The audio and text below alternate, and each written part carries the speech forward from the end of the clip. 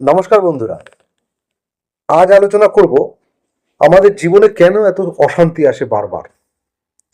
কোন গ্রহ তার জন্য দায়ী? জন্মছকে কোন গ্রহ আপনাকে বারবার মানসিকভাবে নাড়া দেয় আর ধৈর্য ধরার সঠিক সময় কোনটা? প্রত্যেকটি বিষয়ে আজ আলোচনা করব। পুরো ভিডিওটা শেষ পর্যন্ত দেখুন, দেখলে আপনি নিজের জীবনের সমস্যার মূল কারণ খুঁজে পাবেন। তবে ভিডিওটির মাঝখানে প্রত্যেককে অনুরোধ করব সাবস্ক্রাইব করে আমার সঙ্গে থাকুন, যাতে পরবর্তী ভিডিওর আপডেট আপনি সবার প্রথমেই পেয়ে যান। আমাদের জন্মছকে কোন গ্রহ শক্তিশালী আর কোন গ্রহ দুর্বল, এইটি জীবনের 70% ফল নির্ধারণ করে। আমাদের জন্মছকে ঘর 12টি, তার মধ্যে চতুর্থ ঘর, সপ্তম ঘর, অষ্টম ঘর, দ্বাদশ ঘর। চতুর্থ ঘর মনের শান্তির ঘর, সপ্তম ঘর সম্পর্কের ঘর, অষ্টম ঘর হঠাৎ বাধা বা ধাক্কা, দ্বাদশ ঘর মানসিক ব্যয়ের ঘর। এবং এছাড়াও আমাদের সময় বা দশা, এই সব ঘরের মধ্যে যদি কোনো পাপগ্রহ থেকেও থাকে বা পাপগ্রহ নাও থাকে, আমাদের দশা যদি ঠিক না চলে তখন আমাদের সময় খারাপ থাকে। আপনি যতই ভালো চেষ্টা করুন না কেন, আপনার ফল আপনার বিপরীতে যাবেই। চলুন দেখি শনি। শনি গ্রহ যদি খারাপ অবস্থায় থাকে তাহলে বাধা, মানসিক চাপ, টেনশন, কাজ আটকে যাওয়া, পরিবারের দূরত্ব, চাকরি বা বিজনেসে অস্থিরতা জীবনকে কঠিন করে তোলে। শনি মানুষকে শিখিয়ে দেয় ধৈর্য আর সহনশীলতা। শনি কখন অশান্তি বাড়ায়? শনি ঠাইয়া, শনি সাড়ে সাতি, শনি প্রতিকূল ঘরে, যেমন 4 নম্বর, 7 নম্বর, 8 ও 12 নম্বর ঘরে। মঙ্গল মঙ্গল যদি দুর্বল হয়, রাগ বাড়ে, কথা কাটাকাটি হয়, বাড়িতে অশান্তি হয়, শ্বশুরবাড়ির সঙ্গে সমস্যা দেখা দেয়, দাম্পত্যে ইগো ক্লাশ হয়, কাজ নষ্ট হয়ে যায়। যেখানে বসে মঙ্গল সমস্যা বেশি বাড়ায় 4th হাউস, 7th হাউস, অষ্টম হাউস, লগ্ন।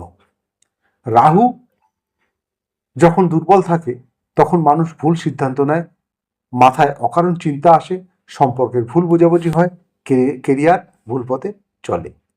এটি এক ধরনের মস্তিষ্কের কুয়াশা তৈরি করে। কেতু আবার যখন দুর্বল থাকে তখন মানুষের মধ্যে একাকিত্ব বোধ তৈরি হয়, সম্পর্কের ছেদ বা দূরত্ব তৈরি হয়, মন ভালো থাকে না, দায়িত্ব পালন করতে অসুবিধা হয়। আর চন্দ্র, আমাদের 90% অশান্তির কারণ হলো চন্দ্র। 90% সমস্যা তৈরি হয় আমাদের চন্দ্র থেকে। চন্দ্র যখন দুর্বল হয় মন থাকে চঞ্চল, মাথা ব্যথা, অস্থিরতা দেখা যায়, চিন্তা বাড়ে, রাতে ঘুম হয় না, সিদ্ধান্ত নিতে অসুবিধা হয়। চন্দ্র 4th হাউসে থাকলে, যদি পীড়িত অবস্থায় থাকে, মায়ের সাথে ঝামেলা হয়, ঘরের মধ্যে ক্লেশ তৈরি হয়, নিজেকে একা মনে হয়, বাড়ির পরিবেশ খারাপ হয়ে যায়, সব ক্ষেত্রে একটা অশান্তির পরিবেশ তৈরি হয়। 7th হাউসে যদি মঙ্গল, রাহু, শনি থাকে পীড়িত অবস্থায়, তখন বিবাহিত জীবনে আছে নানান রকমের সমস্যা এবং ডিভোর্সও হতে পারে, সঙ্গীর সাথে ভুল বোঝাবুঝি হয়, সম্পর্কে ঠান্ডা হয়ে যাওয়ার একটা সমস্যা দেখা দেয় এবং পার্টনারশিপে ক্ষতি হয়। অষ্টম হাউসে যদি শনি, মঙ্গল, রাহু বসে বা কেতু বসে, হঠাৎ সমস্যা তৈরি করে, আর্থিক ক্ষতি তৈরি করে, শরীর খারাপ হয়, মানসিক চাপ বাড়ে। 12 হাউসে যদি শনি, মঙ্গল, রাহু বা কেতু বসে থাকে পীড়িত অবস্থায়, ঘুমের সমস্যা হয়, ভয় হয়, একাকিত্ব তৈরি হয়, ব্যয় বেশি হয় এবং টেনশন হয়। এছাড়াও যে সমস্যা হয় শনির ঢাইয়া বা শনির সাড়ে সাতিতে।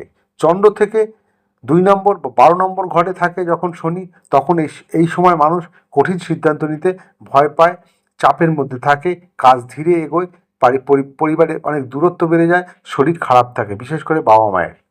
তবে জীবনের টার্নিং পয়েন্ট তৈরি হয় এখান থেকেই। এটা খারাপ নয়, এটা পরিবর্তনের একটা সময়।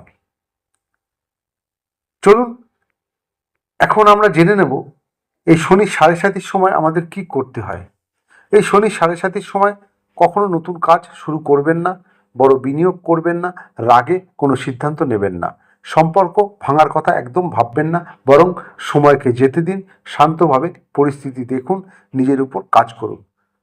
চন্দ্র যখন শক্তিশালী হবে, ভালো দশা আসবে, তখন আপনি নিজের জীবনকে নতুন করে তৈরি করতে পারবেন।